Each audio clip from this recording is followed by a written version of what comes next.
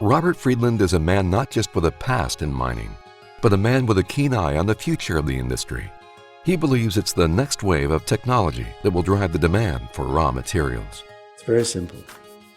We have to intuit the problems of the world and how we want the world to change, and how technology has to evolve to get us there. As an example, in a world full of electric vehicles, there will be a higher demand for copper, and Robert Friedland has shown he's willing to go to the ends of the earth to find it. We really have to look at this little planet as our hunting ground, because the greatest mine could be anywhere. Our travels have taken us to well over 50 countries around the world, looking for the best.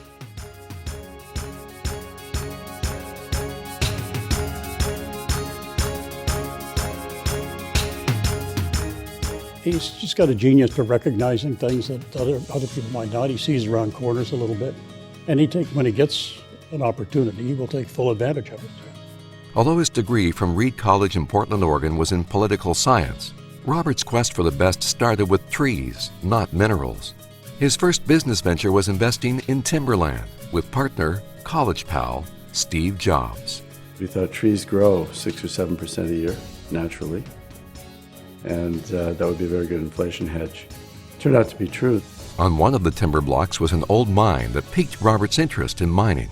In the early 80s, he bought an old silver producer, the Deer Trail Mine in Utah, and sold it to a Canadian stock promoter.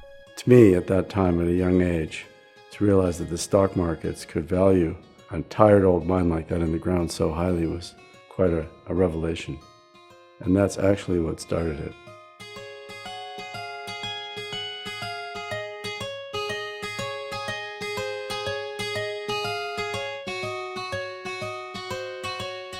There's a few people around that are serial mine finders, and Robert is one of those. Robert has spearheaded either the discovery, the funding, or building of many major mining projects. One of the first game-changing discoveries, described by some as the find of the century, was a nickel-copper-cobalt deposit at Voisey's Bay, Labrador.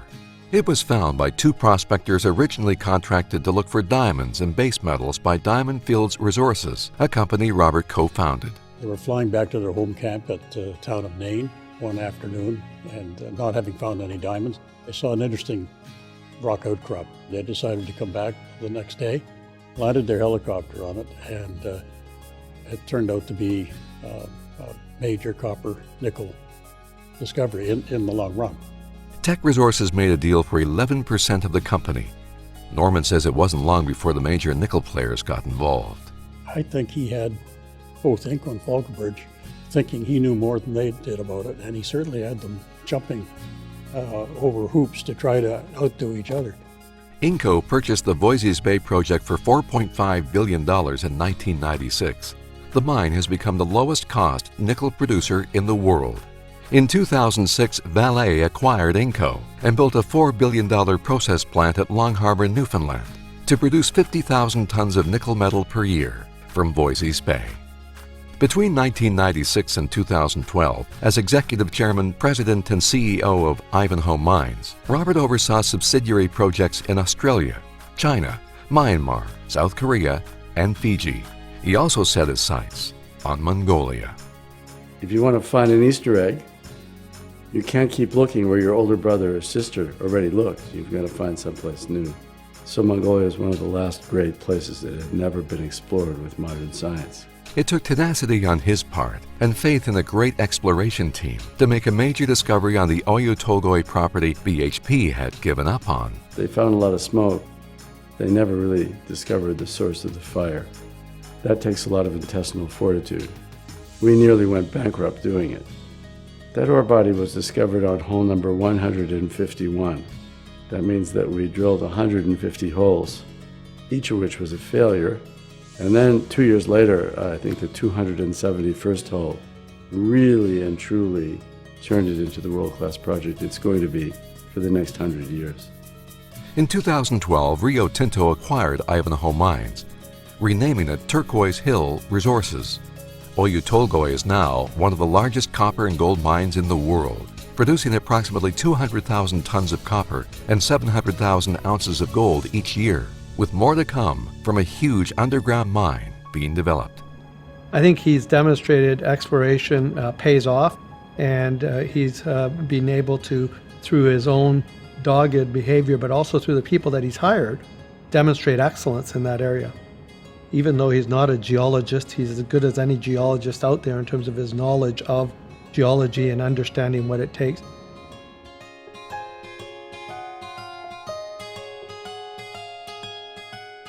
Robert continued his faith in the drill bit in Africa with the launch of Ivanplats in 1998 to pursue mineral projects in sub-Saharan Africa. Ivanplats later became Ivanhoe Mines. Robert and his team decided to look beyond the areas most companies explored. So there are a series of these mines, like pearls on a string, the Copper Belt. And the Copper Belt just ended under a blanket of sand that had blown in from the Kalahari Desert. And we thought, hidden underneath that sand, it would be logical to assume that those pearls on a string would continue. They were right. Kamoa is the first major discovery in the Central African copper belt in 100 years, and based on resource estimates, is the largest undeveloped copper deposit in the world. Robert is credited with creating business links throughout Asia and the Asia-Pacific region for the past 25 years. He has been a resident of Singapore during that period, where the family-owned Ivanhoe Capital Corporation is based. Robert has raised more than $10 billion on world capital markets for affiliated companies since 1993. Tony says Robert is willing to invest personally in his projects. He puts his money on the table, and he is personally invested in terms of being involved in all facets of the business. So it just demonstrates a commitment that he has to the companies and the industry. Robert also uses his success to give back. His resource projects provide community support programs and public health initiatives funded through the Friedland Foundation. He's been a great ambassador for the Canadian mining industry, and I think we're very fortunate that mining was his chosen profession in terms of what he focused on. The mining industry will always be here. No matter what we do, we're going to rely on certain raw materials. As long as there is mining, you can be certain Robert Friedland will be searching the planet one step ahead of the technology that demands those raw materials.